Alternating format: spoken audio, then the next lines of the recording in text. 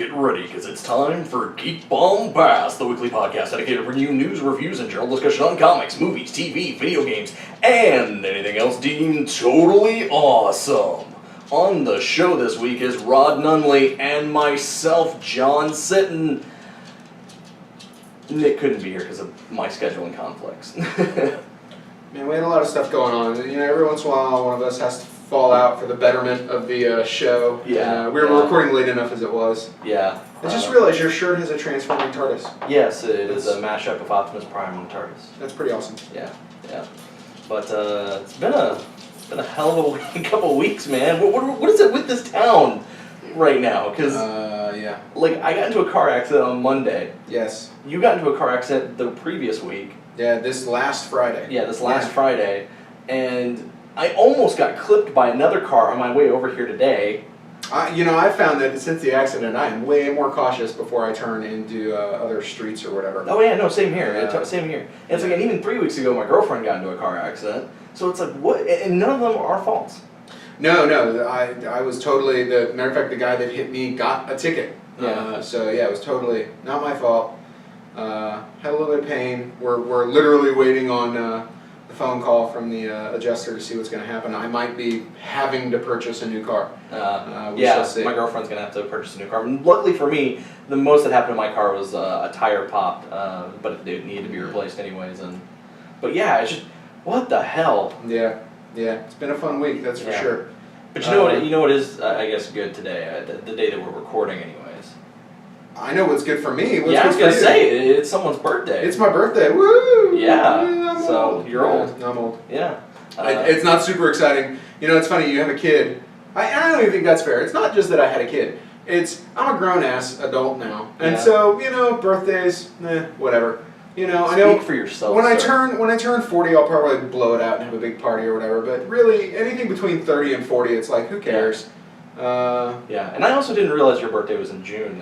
Because yours is coming up soon as well. Mine's at the end of June. Yes, very soon, sir, very soon. Yeah. So it's very exciting.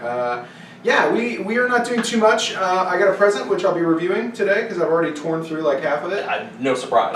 And I'll be going and seeing Superman, which you've seen, but I will be. I know it's weird to be on the other side where someone else has seen a movie before me. It's freaking me out. But I'll be going to see Superman on Saturday for my birthday celebration. That's what we're doing.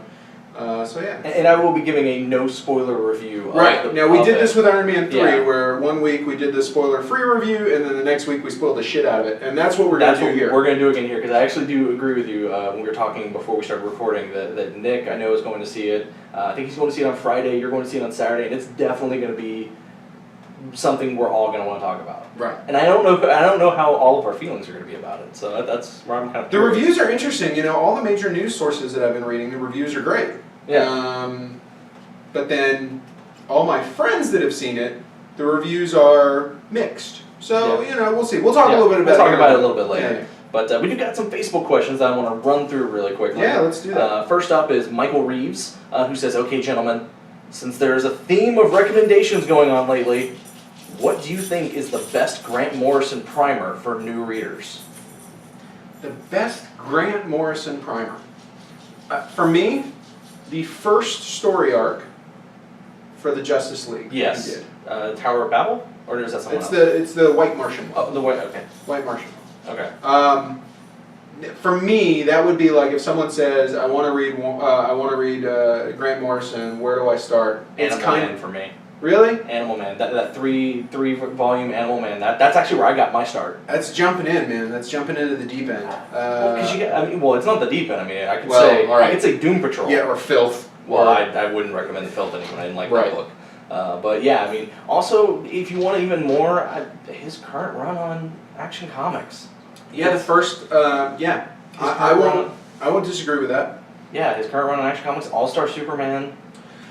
All-Star Superman would be the second thing I'd recommend. Yeah. I mean, you'd have to have some sort of Superman knowledge. Yeah.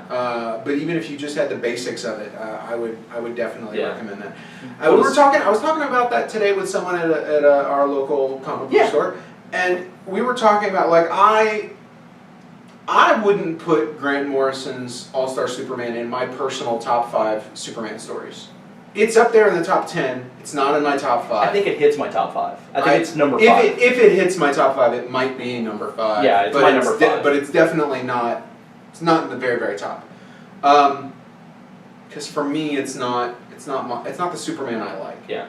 But that's because I'm a Byrne Superman fan. Yeah, And Grant Morrison's Superman is the 50s, golden age. Well, it's everything. Yeah, but it's definitely the weird end of the spectrum. Yeah.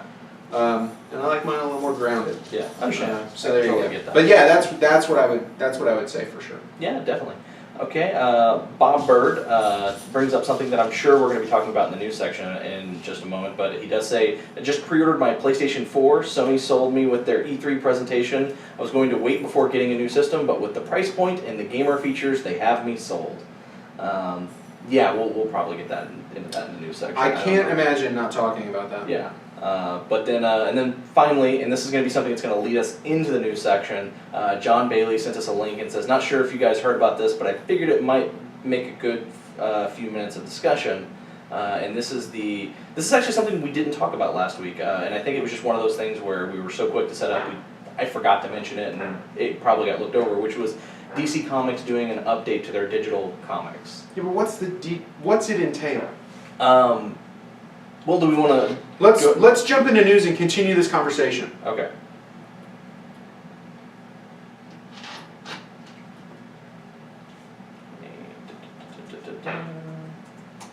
Alright. I've actually got the page up, so... Oh, good, because I don't. I did. And then I can talk about the E3 stuff if you want. And then, we should do that, and I've got 2 pieces of news plus video game stuff. Let's do it. Cool. Because I know we're going to be talking about PlayStation. Yeah, or Microsoft and PlayStation. Yeah. And the hell that was unleashed this week online. Yeah. All right, so the news piece that John Bailey sent to us, and like I said, this is something we probably should have talked about last week, but it kind of slipped under our radar. So the publisher announced on June 4th, June 4th, that they are going to be doing enhancements to their digital comics, their digital exclusive comics.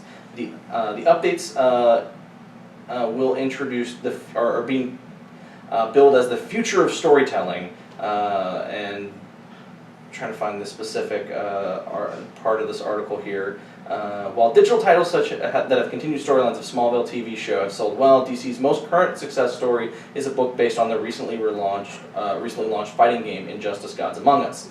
That feature DC's more iconic characters and supervillains from Superman to the Joker, but book adaptation bowed in January, but generated more downloads in April, signaling its longevity. Last year, DC saw digital sales increase by 125% over 2011, according to the company. Digital sales also hasn't shown any signs of cannibalizing traditional print sales either, which are also up by digital or double digits in the 2011. So this is not an insignificant business, said DC Entertainment President Diane Nelson. This is still a pretty nascent business for us. It was non-existent 3 years ago, but the growth we're seeing is astonishing, and we haven't looked back. Look for innovation in ways. The goal now is to look for innovation in ways that are organic to the storytelling and not gimmicky. It's about giving readers more control of the reading experience while letting the comics stay true to being comics. Batman Arkham Origins will be the first title to receive the DC2 Multiverse Update, which they're titling it, which will add action sounds and soundtrack, as well as give readers a chance to determine the fate of each storyline and character, including Batman and Superfoe Black Mask, with multiple options and end results available in each chapter. So essentially, they're turning it into a choose-your-own-adventure book. But they're saying, correct me if I'm wrong, but the capsule of what you just said is, we don't want to make it gimmicky, but we're totally making it gimmicky. Check out these new gimmicks. Yes. Okay, good. So we agree, we're on the same page. Oh, we are totally on the same page. Yeah, that stuff sounds completely ridiculous to me. Now, granted, I am not a 12-year-old kid, a 10-year-old kid, whatever their target demographic is for this. Yeah. Maybe somebody's going to see this and think, oh, gosh, this is awesome. But I don't. You know, and we talked a little bit about this. I think if I'm not mistaken, I think a while back Marvel was they did their Infinite stuff. Well, they were teasing doing music tracks with Infinite, but then they dropped it and decided not to do music with it. And then now DC probably because they tried it and it was silly. Yeah. I mean, that would be my guess. Yeah. But so I'm glad that they didn't. I think this is silly. They don't. Yeah, and you know, to be honest with you, I'm going to ignore DC's digital offerings until they do something like Marvel's Unlimited plan. You know, I am in love with the Marvel Unlimited service. Yeah, I can understand that. I dig the hell out of it. When DC does something like that, I might jump into it. But until then, like I'm not going to pay $2 for a digital copy. If I'm going to pay $2 or $3, I'm just going to go buy the comic. I get you. I can understand that. There you go, sir. Let's jump. You know what? We're going to save that for last. We got to jump into this whole video game stuff. Yeah. But let's hit a couple of other things real quick. These are pretty quick news items. G.I. Joe, the second one, did a little bit better than the first one. I think. I think that's a fair assessment. Yeah. So it looks like Mike Fleming Jr. over at Deadline has found out that director John M. Chu is in final negotiations to reprise his duties on G.I. Joe for the third G.I. Joe movie. Okay. So apparently it has made enough money to go ahead and greenlight a third film. Yeah. I'm okay with that. Yeah, I'm okay with it. Yeah, like I didn't love the second one, but I thought it was way better than the first one, and certainly enjoyable. Like I had a good time. It was I think fun. I had the lowest opinion of that movie. Yeah, where I liked it, but I didn't like it as much as the first one. And yeah, you were weird. You're the inverse of most people.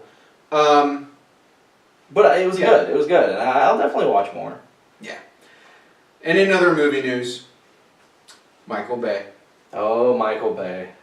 So it looks like this is sort of video game news. He has his, Variety is saying that Ubisoft has recruited Michael Bay to develop their nearly 12-year-old video game franchise Ghost Recon into a feature film for Warner Brothers. Originally dropped in 2001 and had its most recent entry, Future Soldier, released last year, involves top-secret mercenary groups that is only rarely dispatched by the military, is tasked with never leaving any traces of their existence behind. Jean-Julien Barrett, the CEO of Ubisoft Motion Pictures, is quoted defending his deal with Bay. I like that he's defending it already, saying he is a master at action adaptations, locking down Michael Fassbender to Assassin's Creed and Tom Hardy to Splinter Cell before they even shot the properties around to film studios. Ubisoft has made a Ghost Recon short film entitled Ghost Recon Alpha that was produced by Ridley Scott. I do remember. Yeah, so there you go. So we are going to get a Ghost Recon movie. I don't know. It doesn't. Does it say? He's developing? So he may only produce. Yeah. Well, here's the thing. I mean, even let's say Bay is directing it. Let's just assume that that's what's going to happen. For Ghost Recon, I'm kind of okay with it because here's the thing. That's what he's good at. Bay does military. Yeah. Bay loves the military, and he has a really good relationship with the military to get everything he needs to make movies with military characters. That's why the Transformers movies have a strong military presence. That's why other movies that Bay has done typically have the military involved in some way, shape, or form. Yeah. The Rock. The Rock. Oh. I'm sure the Ninja Turtles movie has the military involved in it, even though he's not directing it. But I don't. It's a little weird, you know. I don't. But I'm not.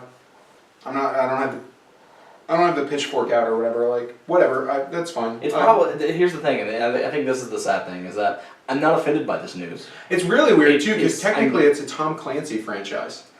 Because that Ghost Recon is the Tom Clancy thing. Yeah. So it's kind of a Tom Clancy thing. I mean, sort of in name only, but very weird. Well, when it comes to Ubisoft and Tom Clancy is a brand. Right, he's like John and they Madden. can actually slap his name on any game regardless of if he has anything to do with it. Oh, fair enough. And apparently they have done so with a few of their titles. It would not surprise me. Let's get to the big news, my friend. Okay. This week we had a lot of news from Sony. It was E3. This week was E3. Video game goodness. Microsoft, Sony, Nintendo, Ubisoft, EA, any company out there that had their big show off at E3. It's still going on right now as we're recording. But on Monday, both Microsoft and Sony had their huge press conferences. Nintendo didn't have a press conference at all. Instead, which might have been the smartest thing they could have done. They opted. Well, they've been doing their Nintendo Direct updates, which people who own consoles or the 3DS or the Wii U can actually log into the store and view the video of the Nintendo Direct updates directly. Yeah. And they're like, why do we need a press conference? We've got that. We'll just do a Nintendo Direct on the day that we would normally do a press conference and save money on not having to pay for a venue and things. So they were smart, and they actually had a lot of really cool announcements that I'm excited for. But the big thing coming out of it is Microsoft and Sony, and they both announced their new consoles. They showed their new consoles off. They showed games for the new consoles. They announced the release date and price point for their new consoles. So let's get we're going to dive into it, but let's get the real quick John Sinton review. Who won, Sony or Microsoft? Oh, it was Sony. Okay. It was hands down, right? It was Sony. Here's the thing. All Sony had to do was walk out on stage, go, "Hey, we're Sony. This is the console. We're not doing anything that Microsoft is doing that you hate. And this is the price point, which is cheaper than Microsoft's console. We're out, bitches. Drop the mic and leave." That's literally all they had to do. And they did it and showed us some games as well. So, I mean, that was...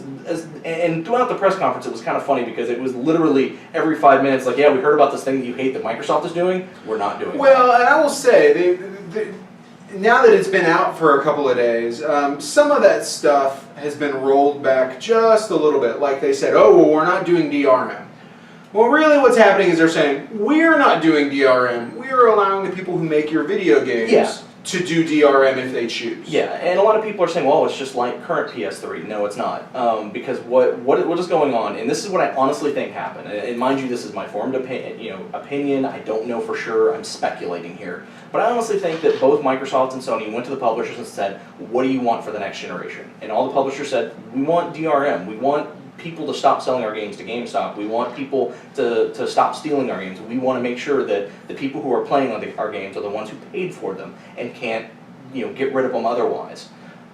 So they went about it different ways. Microsoft went, okay, we'll put that in place to DRM your thing, and we'll also police our system for you so that you don't have to worry about it. Right. Whereas Sony went, we're going to put the infrastructure in place, but you have to police yourself. But we're going to put the infrastructure in place on the console to allow you to do it. Right. So in that regard, I actually have a little bit of issues with Jack Tretton, who is the head of Sony, because he chose his words very carefully during the press conference, and in the interviews afterwards, he would kind of dance around it with very specific words that bothered me. Well, but it's better than the guy from Microsoft who basically said, well, if you don't have internet connectivity, you should just get a 360. Yeah, that happened, and oh my god. That was mind-boggling. I watched it twice because I thought I must have misheard him. Okay, I had to have misheard that. Yeah, and here's the thing. He was being interviewed by Jeff Keighley, which if anyone knows Jeff Keighley, he's the main interviewer guy for GameTrailers.com. And G4, or not G4, but GameTrailers.com and Spike TV's G4 related programming. Jeff Keighley is kind of Mr. Vanilla interviewer. He's that guy that he's always nice, he's always cordial, he's always, even if someone says something that irritates him, he's able to keep it in check and basically still be nice and courteous to the person he's interviewing. In that interview, he just basically said, so you're saying if you don't have internet, go buy an Xbox 360. That's your answer. And he had this look of, I am going to punch you right now. A look on his face, and when you say that, and that's the reaction you get from Jeff Keighley, oh my god. Yeah.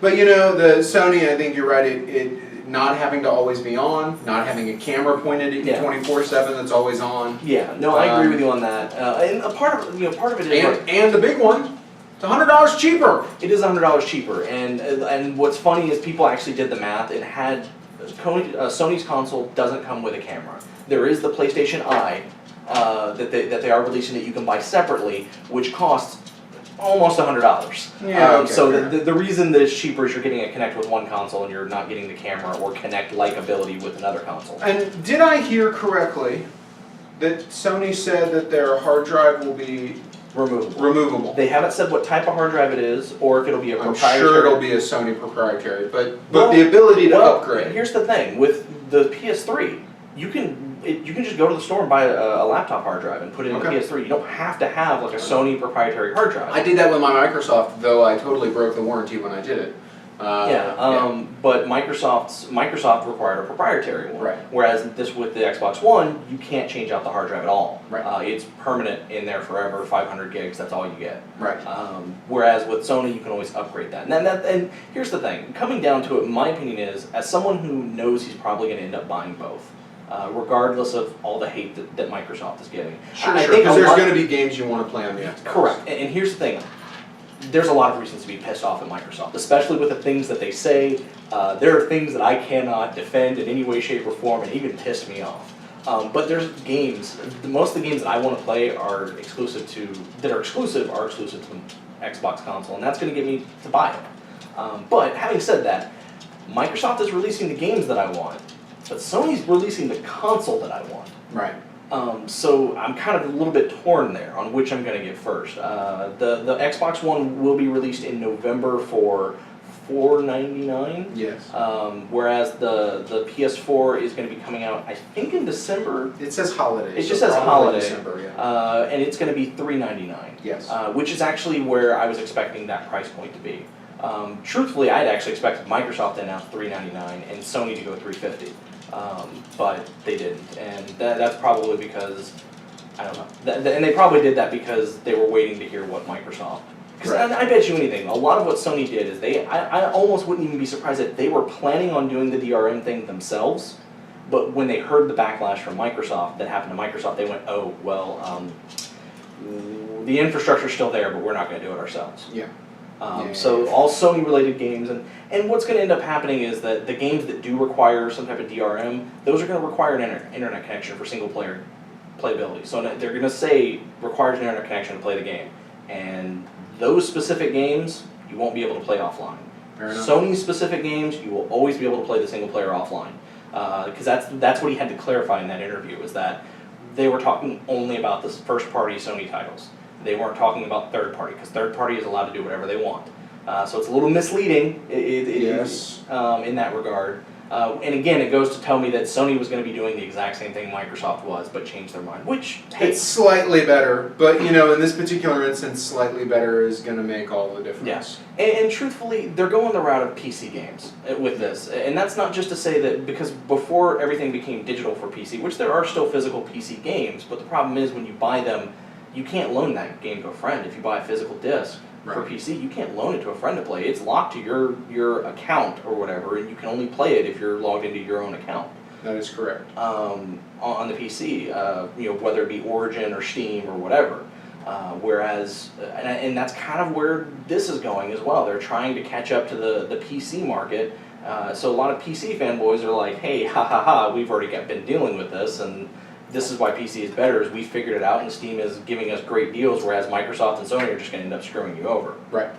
Whereas the console people are experiencing what PC people were going through 7, 8, 9, 10 years ago. So, I mean, that's pretty much the extent of it. Is Sony won the press conferences. You could say there was a winner. They won the media war this time. They won the battle. Yeah, they won the battle, because I mean they basically said, we're a game company, we're making a console for gamers, it's going to have games, all you care about is games, look at all these great games that we're going to have on it, and oh yeah, we're not going to DRM your games for first party titles, and we're going to leave that up to developers, and you don't have to be connected online to be able to play games. There's no connecting once every 24 hours or whatever like it is with Xbox's console. And then they basically announced a price point cheaper and said that was really all they needed to say, because people right now are just vomiting hate over Microsoft for every little thing, and partially is because of that whole NSA thing. When they found out that Microsoft was one of the first companies to jump on board with that. Right. And so a lot of people then went, wait, if they were one of the first companies to jump on board with that, the Kinect is a camera that's always on even if the console's turned off, and it's always sending data. You can leave that thing off for 3 days and it's still sending data back to Microsoft all 3 of those days. What's going on here? Kind of what does that mean? So and the other problem is that Microsoft is not being very they're dodging questions like that. So like that specific question, they're like, well, it just sends minor data. Okay, what data does it send? It just sends data back. It's not blah blah blah blah. It's like no, tell me exactly what data is being sent. Stop being vague about it, and everyone will cool their shit if it's not anything big. Right. You know, a lot of people are worried that the Kinect sensor will be on and you'll log into Netflix, or not Netflix, but you'll log into the Microsoft Video Store and you'll buy a movie through Microsoft's video service and start watching a movie, and suddenly a thing will pop up on the screen and go, hey, you've got 8 people in your room. You only paid for 2 people to watch this right now. You need to pay more money. Right. Like, that's what people are worried about, though I think that one's a little bit stupid Right. of a worry. I don't think they're going to go that far, but I could be wrong. All right, sir. That's all the news. That's all the news. That's all I it. got. We could, yeah, I'm sure we could talk about that for another hour. Yeah, we could go on for hours for that. But let's not. No. All right. Whatever order you like, let's do it. Oh, and also don't forget that we have the ratings system. Oh yeah, let me pull that up while we Yeah, you were correct, sir. I actually just forgot about it too. So That's all right. Totally agree. I actually kind of already know what I'm going to give everyone now, so it's not a big deal. But it helps to have it in front of me. I'm going to start off with the quick Man of Steel. Yep. And then we'll go into Richard Pryor. Yep. Ooh Yeah. Let's do it. Yeah, we'll end with Solo. Yeah, because we both did it. Yeah. All right, so as you all know, we've got our little rating system that we announced last week, and we're going to be reviewing all sorts of things. And I want to start off with a non-spoiler and a little bit quick review of Man of Steel. It just came out in theaters. I actually got to see an early screening of it just last night. Super jealous. Yeah, and what I can say without spoiling anything is I think people are going to like it. I think this movie's going to do really well in the box office, and I think people are going to like it. I have my problems with it. Most of those come from the writing, and I think partly Zack Snyder. Now, I do want to state he doesn't do any slow-mo scenes. There's zero slow motion scenes in this movie. None of the, like, I want to say most of, if none not, of the tricks from The Watchmen. Yeah, none of the tricks from The Watchmen. I will say most of, if not all of, the Zack Snyder-isms that people hate are in this movie. That's a good sign. It's a good sign. I think they hit all the points correctly that they need to hit for Superman, and they hit them well. All the actors in this movie are phenomenal. I would not change any actor in this movie. How is our main guy? How is the guy playing Superman? Henry Cavill, whatever. Yeah, he's good. He comes off as a likable guy. Right. He comes off as Superman in the movie, and Amy Adams as Lois Lane is great. Awesome. Like, she does the part justice. Lawrence Fishburne as Perry White is good, though he's not in it as much. And then obviously Zod, what's his name? Michael Shannon? Yes. Michael Shannon, he's good. Awesome. Yeah, I was kind of expecting. I think if I had any complaint, it's more of the writing of his character. With his character, like, any faults with his character are not with him, because he is just chewing scenery with it as the bad guy, as the villain. But it's good. I don't think it's going to piss anybody off. There are some changes. Okay. They do make some changes. I have a spoiler question. Okay. Because it's the thing that's driving me nuts. And I'm going to ask a question. So for those who are listening, when I say 100% spoiler free, fast forward a minute or so. Okay. Does Krypton blow up? Yes. Okay, thank you. That's all I want to know. Yeah. Okay. Yeah, I figured that was the question, because that was actually what I was... That's the rumor that's been floating around online. Yeah. It's been driving me crazy. I don't care if it blows up at the very end of the film. As long as at some point that planet blows up, I'm happy. Everyone's going to be happy with that. Okay. Like I said, they hit all the right notes. Did they took a little bit from Birthright? I mean, do you feel like, were there things that they took from comic books that you recognized? I don't think so, really. I know the line... Let me put it this way. You know how Batman Begins is to Batman? Mm-hmm. This is very along those lines. So you feel kind of like it's been Nolanized. It's not dark and gritty, though there is some dark and gritty aspects. Sure, the color tone is, but that doesn't... And don't even get me started on the costume. I have my issues with the muted color tone of the Superman costume. But I like I said, it's good enough that I think people are gonna like it. I think a lot of people are gonna like it a lot because there's action, there's jokes, there's not a whole lot of jokes, but I mean there's comedy when it needs it. There's action all over the place, and it hits a lot of the right notes at the right times. Okay. The big thing is that regardless of how people perceive this movie, the one thing that I can see is that if a sequel happens, it can only be better. Like, because the foundation is there. The foundation to do a franchise is there. So it's got you excited for the next one. Yes. See, that's a good sign. Yeah, and I like I said, I have my issues with it. Some of them are, I think someone, a friend of mine actually said his issue with it, and this is, again, not spoiler, just because you have the technology to do something, or the special effects technology to do a specific effect, does not mean you should. And obviously I can go more into that next week when we do our spoiler. When we do our big spoiler. But overall, I think people are going to be happy with it, and give this a full-on buy it, as far as reviews go. It would be a low buy it, mind you, but it's worth the purchase. It's worth going to see in theaters, I think. The spectacle of it. Yeah, no, you don't need to go see it in 3D. I did go see it in 3D because I didn't have a choice, unfortunately. I will say it's rocking. It's pretty low on the reviews counted, but on Rotten Tomatoes it's rocking a 65%. Yeah. So that's not bad. Yeah, it's definitely better than Superman Returns. All right. Even though it's a completely different beast. That's not a high bar to cross, but yeah.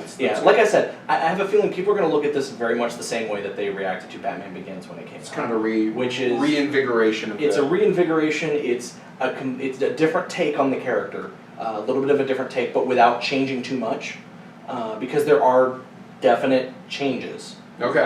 In the continuity or story of Superman, but they're ones that some of them I'm actually okay with, and actually like I'm full on support of that. Some of them, but none that were there any that were offensive? None that were. Oh no. The movie was, like I said, if I had my biggest complaint is I feel like they hit all the right notes to the movie. Like everything that Superman, like everything that we've been seeing in the trailers and loving was like they hit all the right notes. Though it does feel like something's missing. How was the score? Score's good. Score's great. I love the score. I'm interested. I've heard a lot of good things about it. I'm actually a really big fan of the score of the movie. I think it's really good. I think if you would...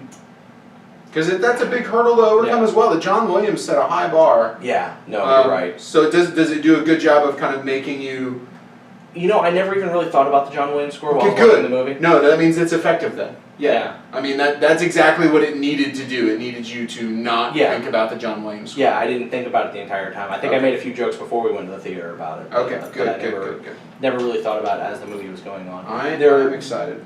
Like I said, there are some things, I have my complaints. I feel like if I could say is that they hit all the right notes, they're going to make everyone love it, but I do feel like the soul, or the heart of the movie, it feels like it's not there. And that's the only, and I think that's more Zack Snyder. Right, because he's a spectacle guy. Yeah, and I think that's why, because there's a lot of times where they tell me something, but they don't show me anything that. And show don't tell, man. And it's not that full show don't tell, but I mean it's they don't show me anything to back it up. Okay. Like they show things that like you can go, okay, I can infer that from this, but they don't really show the things that I need to see to go, yeah, they earned that, being able to say that. But other than that, I loved it. I thought it was good. I would be willing to go see it again if I could. I'll buy it on Blu-ray when it comes out. So I definitely say go see it in theaters. You know, it might piss some people off. I think that there are definitely going to be some hardcore fans that are going to be pissed off about it. But yeah, it's true all the time. That's true. I mean, it's true all the time. But I actually, like I said, I mean, it could have been a whole lot worse, I think. It's a resounding review. It could have been worse. Yeah, given Zack Snyder's involvement, it could have been a whole lot worse. And he's made more good movies than bad. Not comic adaptations, though. Well, no, but fair enough. But technically, this isn't an adaptation. It's just the character. True, it is. But overall, I liked it, and that's all I'm going to say on it. We'll talk more about it next week Next week we'll tear it asunder. Tear it asunder. We'll talk about. I think Nick's going to like it.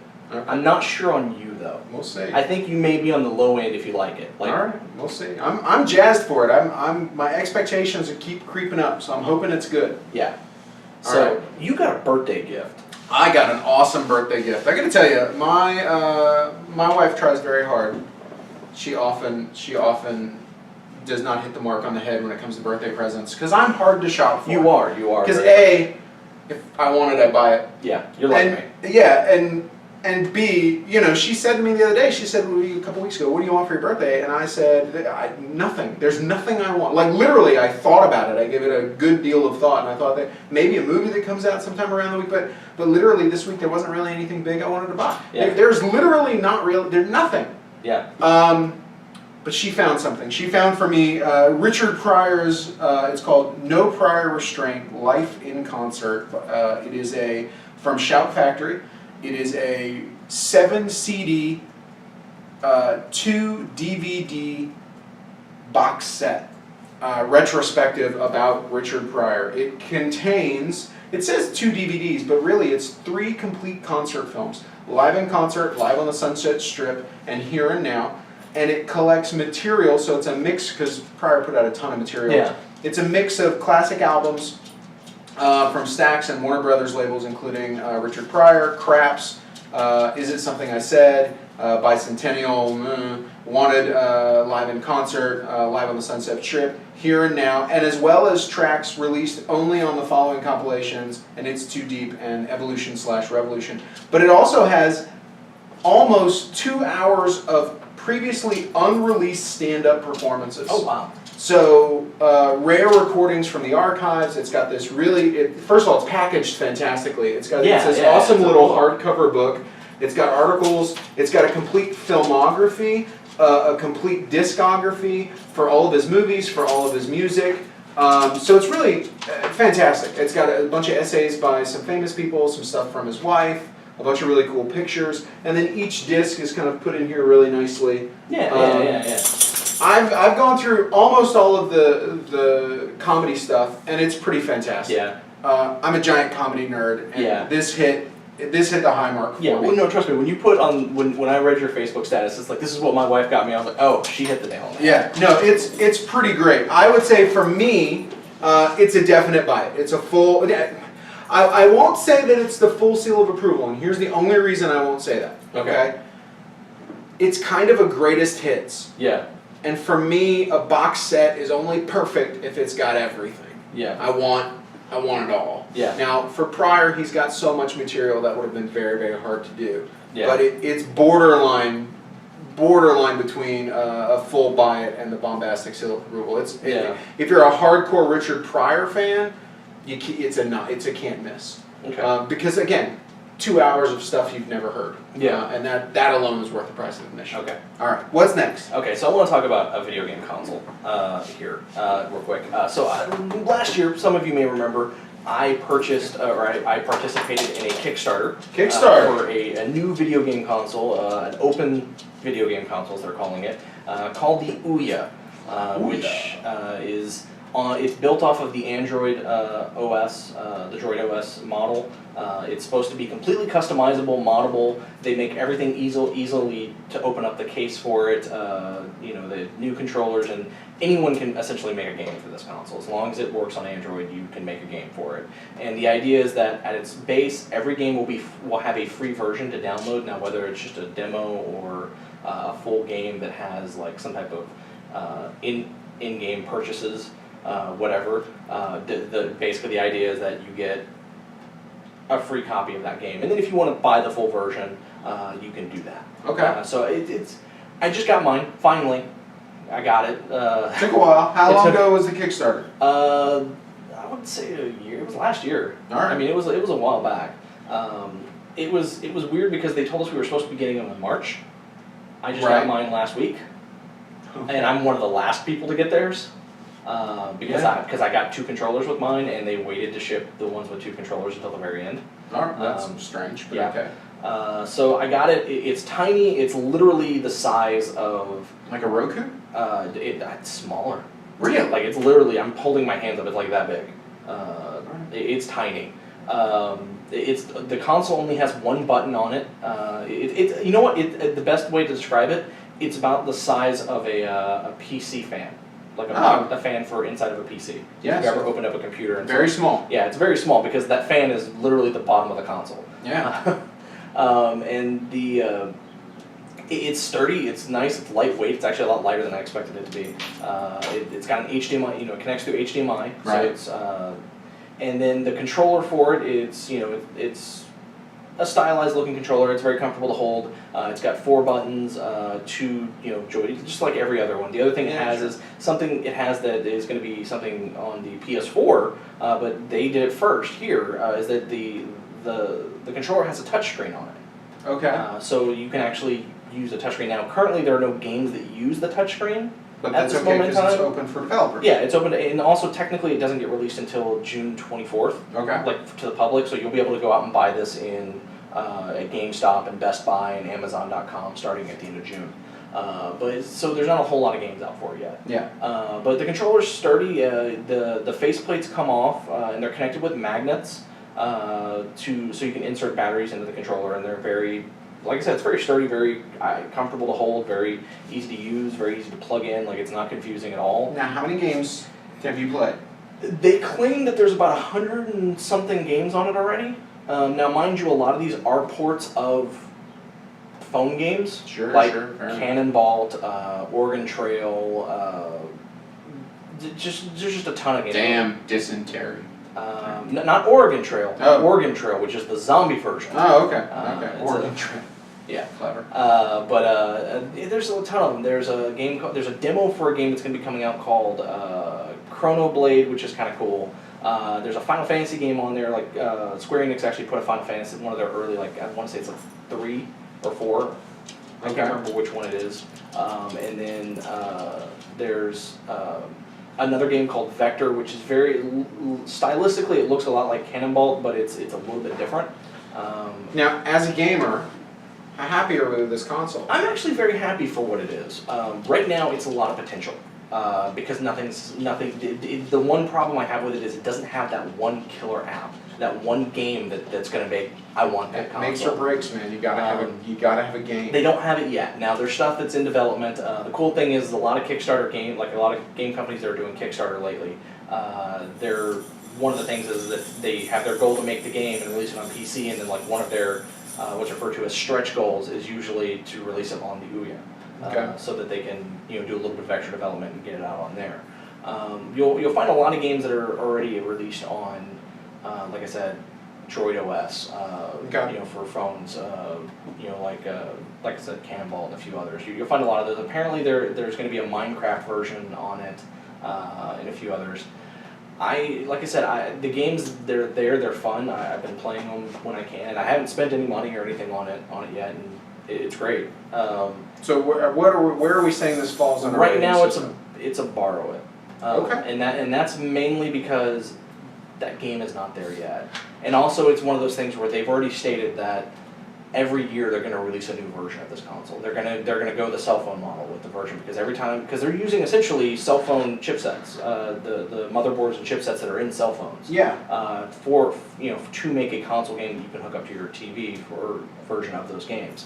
So they want to use the chipset that's in the one that's currently about to be released is already outdated. Because they does that mean you're going to have to buy a new one?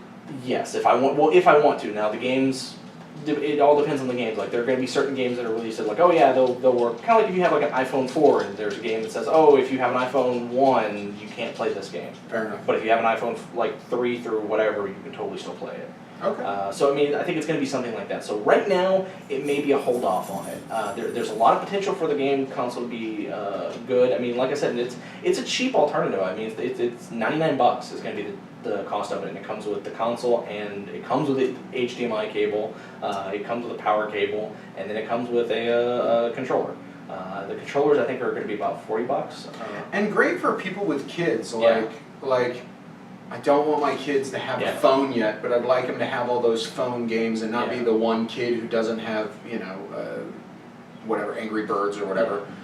Which that game's not on there yet. Right, but just use that as an example. But yeah, so I mean, it's definitely also very independent game friendly. So a lot of indie developers are going to be producing games for it. This is for hardcore nerd, or hardcore game guys. Yeah, I think right now, and I do think that I do think you're right. The only thing I would say weary for parents is that while you don't have to do this when you start the console up, if you do at some point decide you want to buy something and actually pay money for it, you have to put a credit card, obviously, on the console. And then that credit shopping. Well, the credit card is then locked to the console and can't be removed unless you're replacing it with a different credit card. Mm-hmm. So it's once a credit card is in there, it can't be removed, which is not I honestly am not surprised by that, but it's something you may want to be a little weary with if you're thinking about buying it for a kid. Now, mind you, you can play. There are tons of games on there right now that are free to play. Right now, I think some of my the ones I keep going back to is a game called, like I said, Vector Cannonball. There's another one called Monster Battle or Beastie Battle, I think, or Beastie Brawl or something like that, which is basically a boxing game. It's kind of very reminiscent of Punch-Out, except you're battling monsters. You're fighting in a monster-only fighting league, and you're a human who's dressed up like a monster so that you can get into it and fight in this league because it's always been your dream to fight. As a kid does. Yeah. And it's a lot, like I said, there are a lot of fun little games out there. I mean, just there's so many I can't even name them all. I'm having trouble thinking of all. But I think it's when it comes out in June. I did want to actually state that when it comes out at the end of June, if it sounds like something you might be interested in, definitely check it out. I'm just waiting for them to release that killer game. that game that goes, I need to own this. And when they do, I'll come on here and review it and then say, you might change my review of Ouya from earlier. But for right now, just to borrow it, if you know someone who has one, which there's a good chance you might, check it out. If you're also someone who likes to mod things, who likes to take apart consoles and resolder wires and all sorts of things, you can do that. They have information on their website for how to do it. Yeah, no, they support it. They want people to do it. So that's all pretty cool, I think. Very cool. What is next, sir? All right, I do have 2 comics that I want to get through kind of quickly. Yeah, let's do it. One of them is called Hero Bear and the Kid. This is the special number 1. It's the return of Hero Bear and the Kid. You're familiar with Hero Bear and the Kid? I love Hero Bear and the Kid. It is. It's great. I believe the guy who created it used to be a former Disney guy. Yeah, Mike Kunkel? Yeah, whatever. And it's the I guess they're relaunching the series. He's starting a new series. Is this an ongoing? I think it's an ongoing. Fantastic. From Kaboom Comics. It's a new miniseries called The Inheritance. It's one of 5. Okay. Is what they're going to do, and this is kind of an interesting, fun little.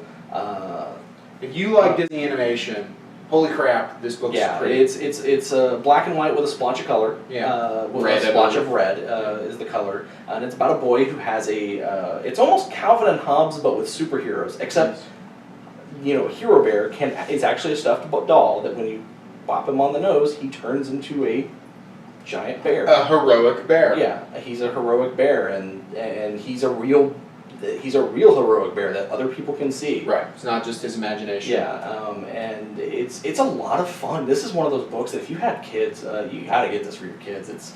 I can't imagine a child not enjoying this book. Sure. It's lighthearted. It's fun. Yeah, this one's about beautiful. This one, it's picture day at school, so he has to go to school and get his picture taken, and there's a whole thing with him procrastinating by going on an undersea imaginary adventure in his bed, and then being late for school, and then getting to school and getting picked on by bullies and saying it's just a whole lot of fun. And I wanted to bring it up mainly to say if you don't know about this, you need to go to your comic shop and ask for Hero Bear and the Kid. That's right. Because it's just. And I love the original book.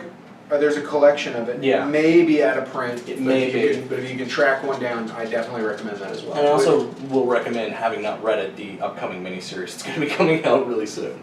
Awesome. Now, what would you? Is this a buy it? Oh, this is total on buy it. Okay, great. This is the only reason I would not buy it. The reason it's not seal of approval is because it's not a collector's edition. Fair enough. Because it's going to be one of those. You're going to want to buy this, and then you're going to want to buy the collector's edition when it comes out. So this is a buy it though.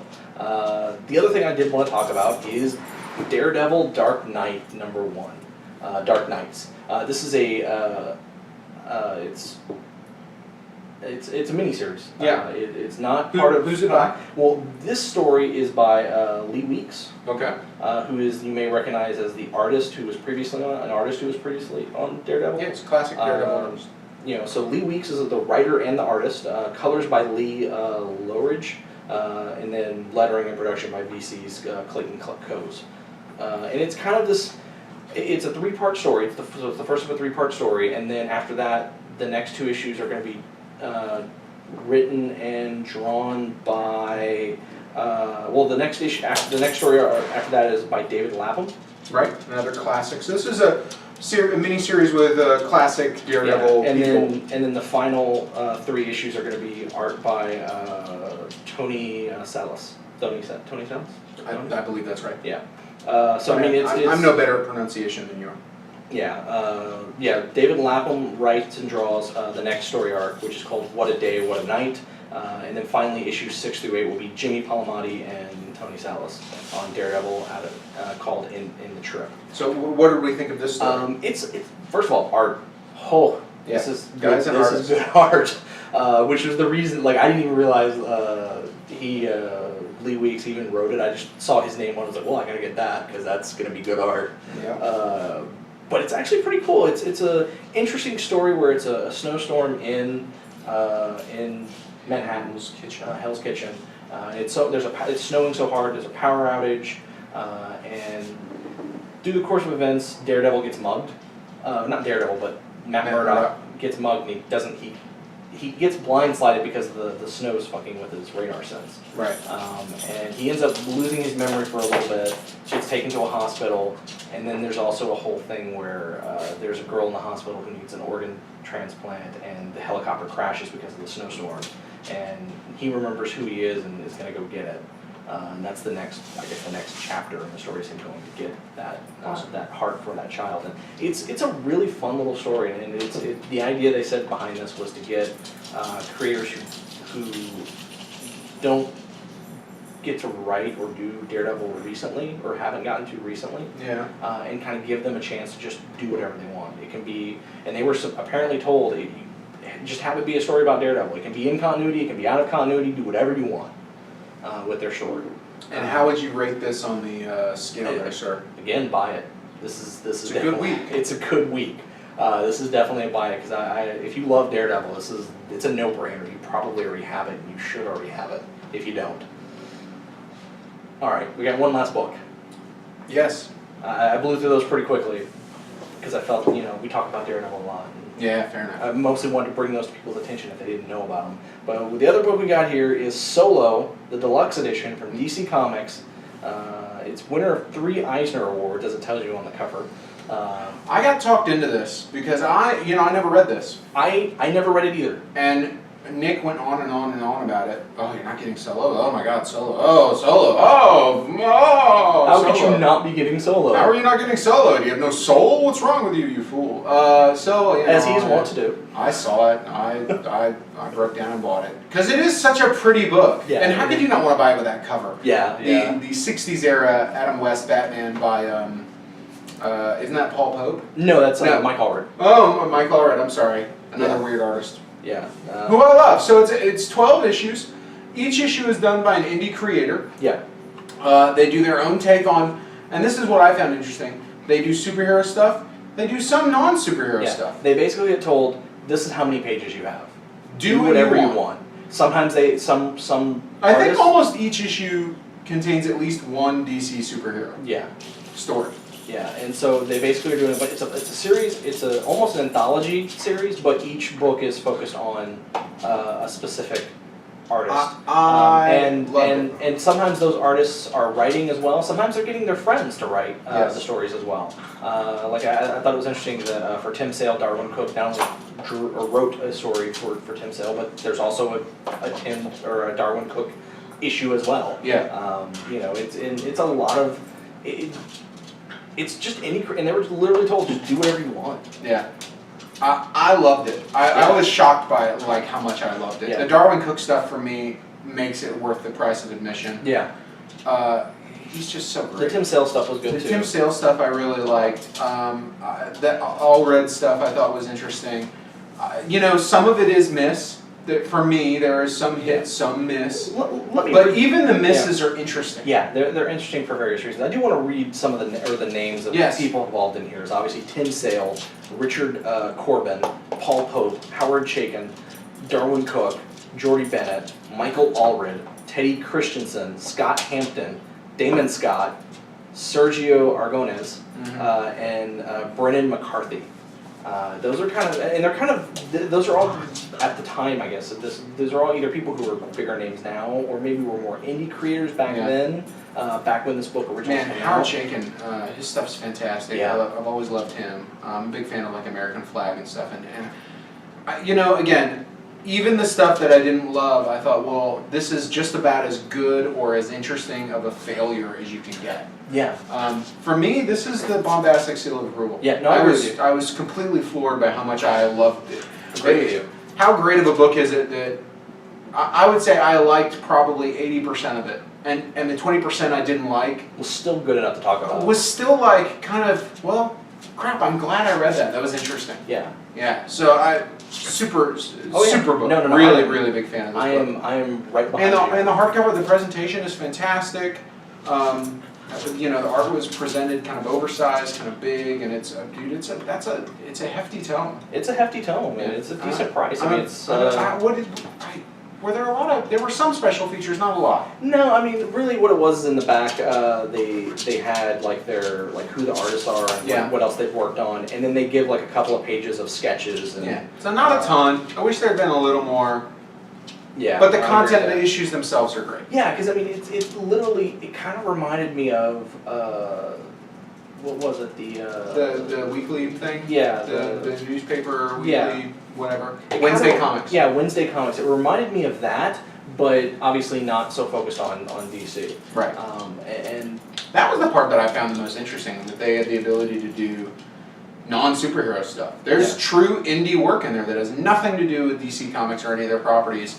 And how great was that? Oh no, like these people are going to get some exposure. I'm telling you, Richard Corbin, for example, like most of his stuff has there's only one story that he did that has anything to do with DC, and it's the Spectre, and even then it's kind of not really a Spectre story. Right. I love that. I was super happy with it. And you know, how sneaky of them to put Batman on the cover. You know they're going to sell books to people who are going to be like, oh, look, a Batman book. Yeah, no, it's good. It's good stuff. I definitely agree with you. It's seal of approval. It's really good. I can't really say much more. It's hard to, it's fantastic. Because like you kind of said, there's so much in here, and the fact that they're doing like 3, 4, 5, 6 stories per artist. Yep. It's all, again, they said, this is your page count, do whatever you want. Do what you will. And there's some really fascinating stuff. There's some fascinating stuff, and I mean, there's some, like, for some artists, you'll get like a story about Egypt, and then you'll get a story about Africa, and that takes place in Africa. Then there's a noir story, then there's a horror story, and then they've got an actual DC comic character story. And then it goes back to telling some other type of crazy, whatever it is that writer or artist wanted to do. It's so much fun. I can't recommend it enough. So there you go. I agree. Do we have anything else? That's it. That's it. That's all we got. Now I know next week we're going to be doing the Superman spoiler. And Superman Unchained. Yeah, it's going to be a Scott Snyder week, because not only does he have Superman Unchained, he's also got Batman Year Zero. Oh, is that coming out this week? The first issue will be out. I did not know that. So pick that up. There's also an American Vampire One shot, but I don't know if I buy that in trade. Also, the Fabulous Lives of the Amazing Killjoys came out, because I've already picked that up. I picked that up, and Superman Unchained. I didn't see the Batman Year Zero thing. So it'll be a heavy Superman week for sure, but some Batman, some other stuff thrown in there as well. Yeah. So those are definite reviews that we will have next week. So until next week, I do want to state you can go to our website, which within the next week or so is going to be getting a facelift. Yes, a facelift. If you want a preview of that facelift, you can go to commentary.geekbombast.com and look at the new website for Bombastic Commentary, which I just posted up there. So that you can get an idea of what the new website is going to look like. And then sometime within the next week, maybe even by the time this episode's posted, there'll be a facelift on the geekbombast.com website. The main website. So I'm excited about that. Got to do a lot of little things that I've been wanting to do on the website, but have been limited with because I didn't know how to update it until recently. So I'm excited. We're on iTunes. Geek Bombast is on iTunes. Just search for us. Subscribe to us. You get the latest 2 episodes right now. I'm hoping to fix that soon. And then, in case you're wondering what the hell it is, commentary is bombastic commentary where we do commentary over movies. It's mostly me and my girlfriend Amanda talking over movies, discussing the movies and whatnot. But every now and then we'll get some other people in there. We'll probably be doing that sometime soon. So you can also go to, this is new, well, the first episode went up last week, 5 days ago, and I will continue to be doing this, the Geek Bombast Uncut. Oh, with the YouTube channel. Yes, so if you go to our YouTube channel, which is youtube.com/user/geekbombast/videos if you want to go directly to the video pages. You can view Geek Bombast Uncut. We started with last week's episode 219. Hello. This week we're doing episode 220. And it is us recording the show, and it will be uncut. You'll see my dog, you'll see our books, you'll see my table, you'll probably hear my baby at some point. I think in the first episode you actually see my wife for a moment, because she brings me the baby monitor. Yeah. You also see the dog hit the camera a few times. Yes, and behind the scenes stuff, so it'll be kind of us in the raw. I don't edit heavily, I just kind of post it and let's see what it looks like, and you can kind of get an idea of what we're doing. I posted a couple of days after we post the regular episode. So it's not going to be the same day as the regular episode, but if you want to watch us instead of just listening to us, subscribe to our Geek Bombast YouTube page. Yes, definitely do that. And then we're also on Facebook where we converse with fans. We're on Twitter, tweet, and we... But damn it, you wanted YouTube. Yeah, no, everybody complains about YouTube, and now we're on YouTube we're on again. We're doing more YouTube stuff. More YouTube stuff. I should also have some more... more content. More content as well. Like I'm in the middle of composing a video for the Ouya. A little bit more information on that. Fair enough. Until then, wait, we got an email address. We have an email address. It's W? No, that's not, it's geekbombast@gmail.com. Yes. So, having said all of that, I'm Johnson. I'm tired. No, I'm Rod Nunley. That's Rod Nunley. Yes. And we are out. We're out. We're done.